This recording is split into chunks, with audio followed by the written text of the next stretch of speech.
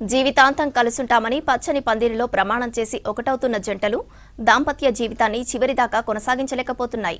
రాష్ట్రంలో ఇటీవల కాలంలో విడాకుల కేసుల సంఖ్యనే ఇందుకు నిదర్శనంగా నిలుస్తున్నాయి. కొన్నేళ్లలో విడిపోతున్న కేసులు పెరిగాయి. ఈ ధోరణితో సామాజిక, మానసిక నిపుణులు ఆందోళన వ్యక్తం చేస్తున్నారు. గత 5 ఏళ్లతో పోలిస్తే విడాకుల కేసులు 10% వరకు పెరిగాయని నివేదికలు చెబుతున్నాయి.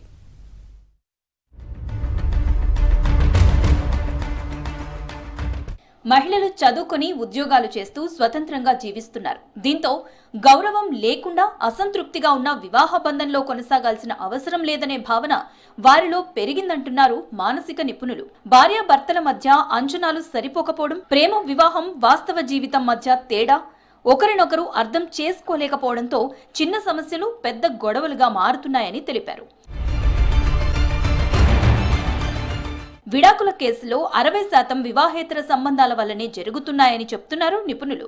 హింసాత్మక ఘటనలకు దారితీస్తున్నాయి. అక్రమ సంబంధాలకు అడ్డు వస్తున్నారన్న కారణంతో భర్తలను హత్య చేస్తున్న ఘటనలు పెరిగాయన్నారు సైకాలజిస్టులు.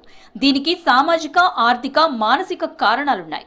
నగరాలలో విడాకులు 6 నుంచి 8% వరకు ఉంటే గ్రామీణ ప్రాంతాల్లో 1 నుంచి 2% వరకు ఉంటున్నాయన్నారు సైకాలజిస్టులు. లేడీస్ కి స్ట్రాంగ్ ఇండివిడ్యువలిజం పెరిగిపోయిందండి.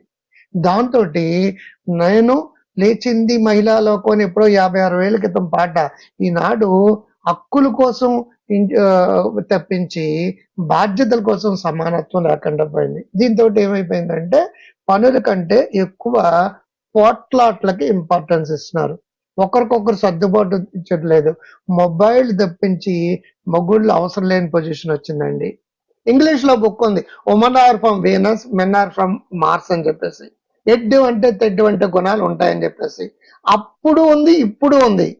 కానీ కలిసి ఉండాలనే కమిట్మెంట్ ఇప్పుడు తగ్గిపోయింది. నువ్వు కాకపోతే ఇంకొకడు అంటున్నారు లేడీస్, నువ్వు కాకపోతే ఇంకొకటి అంటున్నారు మగాళ్ళు. లేదుకుంటే రిలేషన్షిప్ పెట్టుకుంటున్నారండి. స్మార్ట్ ఫోన్లు, సోషల్ మీడియా, వెబ్ సిరీస్లు, చాట్ యాప్స్ తో వివాహేతర సంబంధాలకు ఆకర్షితులవుతున్నారని తెలిపారు అడ్వకేట్లు.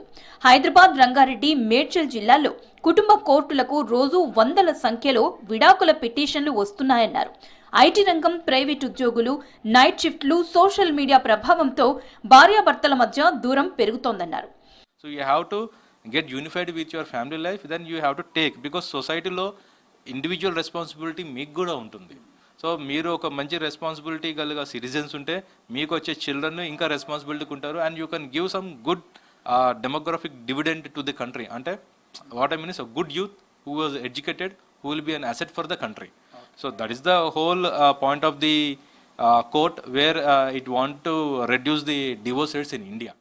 చిన్న చిన్న విషయాలకు, క్షణికావేశాలకు లోనై జీవితాలను నాశనం చేసుకోవద్దని సూచిస్తున్నారు సైకాలజిస్టులు.